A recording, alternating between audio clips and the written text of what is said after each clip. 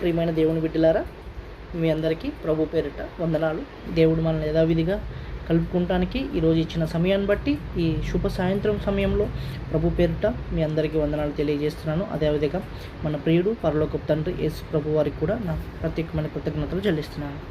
దేవుడు ఈరోజు మన ఒక ఇంపార్టెంట్ గ్రంథం గురించి మనం తెలుసుకుందాం. అంటే మనం ఈరోజు నిన్న ఆదికాండం గురించి తెలుసుకున్నాం, ఈరోజు నిర్గమాకాండం గురించి మనం తెలుసుకుందాం. నిర్గమాకాండం, అసలు ఈ నిర్గమాకాండం అంటే ఏమిటి, దీని యొక్క ప్రత్యేకత ఏంటి, దీని గురించి వివరణ, అసలు నిర్గమాకాండం యొక్క వివరణ ఏంటి, ఇది ఎందుకు దీన్ని తీసుకొచ్చారు, నిర్గమాకాండం మనకి ఏం చెబుతుంది అనే దాని గురించి ఈరోజు మనం మాట్లాడుకుందాం ప్రియులారా.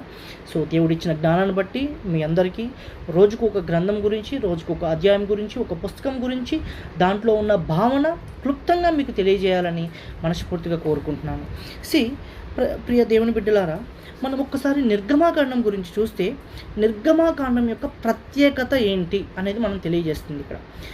నిర్గమాకాండం అనే మాట గ్రీకు భాషలో వెళ్ళిపోవటం లేదా బయటకు దారి అని అర్థం. ఇది మెయిన్ అర్థం చేసుకోవాలి. నిర్గమాకాండం అంటే ఇది గ్రీక్ భాషలో, గ్రీక్ పదం నుంచి వచ్చిందన్నమాట. గ్రీక్ భాషలో వెళ్ళిపోవడం లేదా బయటకు దారి అని అర్థం. అసలు ఈ నిర్గమాకాండం యొక్క ప్రత్యేకత, దీన్ని ఎందుకు ఈ బుక్ రాశారు అంటే, మోషే అంటే దీని యొక్క మెయిన్ అర్థం ఏంటంటే, ఐగుప్తులలో ఉన్న తన ప్రజలైన ఇశ్రాయేలు ప్రజలు ఐగుప్తులలో బానిసత్వం అయిపోయారు. ఆ బానిసత్వం నుంచి విడిపించటానికి దేవుడు మోషే అనే ఒక ప్రవక్తని ఎన్నుకున్నాడు.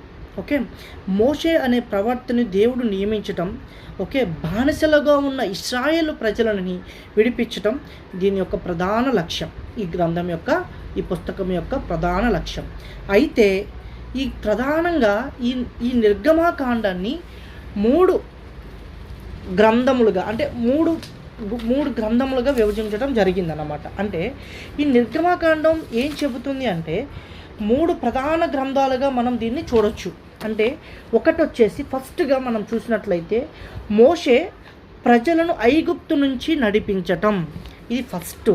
అంటే మోషే ప్రజలను, ఐగుప్తులో బందీలుగా ఉన్న ప్రజలను ఎలా నడిపించాడు అనేది మనకు తెలియజేస్తుంది. అంటే ఇది నిర్గమాకాండం 1వ అధ్యాయం 1 నుంచి 13వ అధ్యాయం 16 వరకు ఇది మనం చూస్తే మోషే ప్రజలను ఐగుప్తు నుంచి బయటకు ఎలా నడిపించాడని తెలుస్తుంది.